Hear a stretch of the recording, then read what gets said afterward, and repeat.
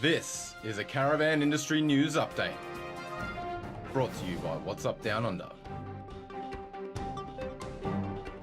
G'day guys, here we are back at the Victorian Caravan and Camping and Touring Supershow. God, that's a mouthful, isn't it, Rod? And we're here with Rod Hannifey. G'day, mate. How are you, mate? Good to see yourself? you. Okay, we've talked about a whole bunch of things on the stage over the last couple of days. We've talked to a whole bunch of caravan manufacturers who build these nice big, rigs and all that kind of stuff. One thing's very important, I guess, when people first get out on the open road, is they really should have a bit of awareness about what actually it takes to get out on the road and get around this great country of ours.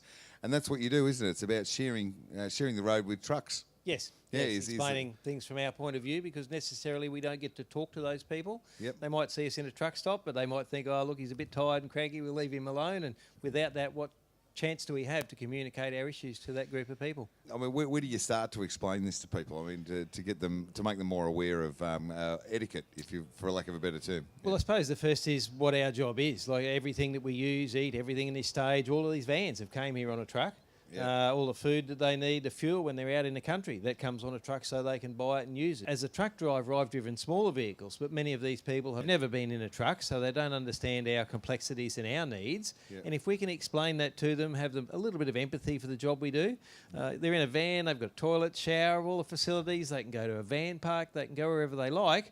We're out on the side of the road lucky to get a bit of dirt in a rubbish bin.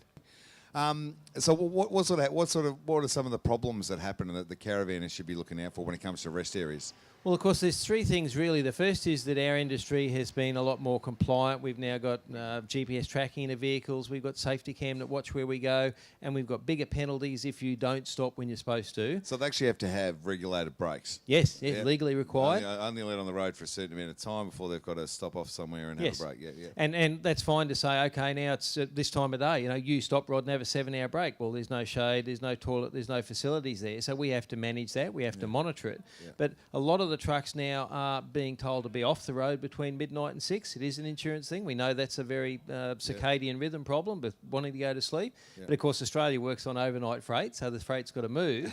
But there are more penalties, there are more trucks, but there are also a lot more vans on the road. A triple road train that's 53.5 metres long, he pulls into a bay to have a required break. He drives in and he can't get out. Well, he's not going to back triple road train out on the highway. No, not in a hurry. So he's going to come and bang on some caravanner's door to get out of the way. Yeah. And if they considered us, if they spread around the outside, if they understand those trucks are going to be there. Yeah. And that's so the lesson there, guys, is you've got to have a lot more courtesy for those sorts of things and think about what you're doing. Don't just do it. Yeah. We want to share the road. We're more than happy for them to come. We understand they're out there and they're trying to save their money so they can go and spend it in a town and have a good time. Yeah. It's the same that many caravanners I talk to, they say, we're on holidays, we're having a good time, but we know that you're working. Back into the more practical side of it, which is the driving side. So you're in a caravan, you're doing about 80k because you feel safe doing that. You don't want to have to go too fast. More than happy. And you see the big road train or a truck coming up behind you.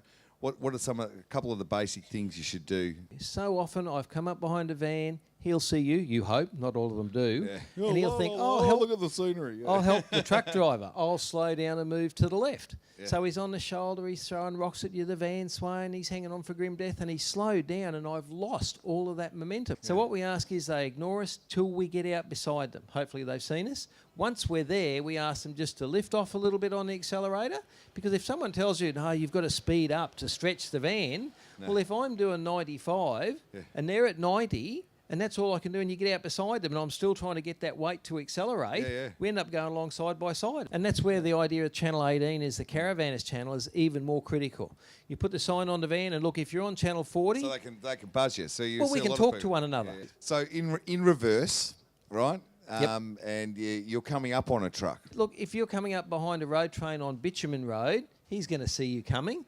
As you're about to overtake, you think it's safe, you haven't got that radio, one flash on the headlights as you move out. Say, hey, I'm coming. Make sure he knows you're there. And look, I do the same. If I come up on a van, I'll give one flash of the high beam as I pull out, because some of them don't know you're there until you're beside them, and then you know what happens. They go, ah!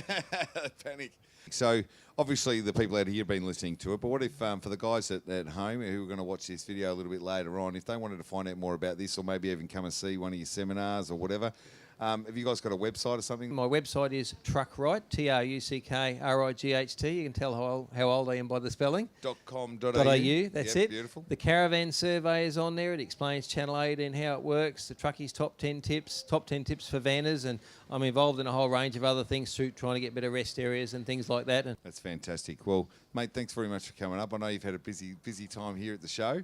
I know that because I did all the PA announcements, mate. So I probably said your name 4 million times where we did the voiceovers. But really appreciate you coming up. Cheers, mate. Thank Thanks you. Cheers, mate.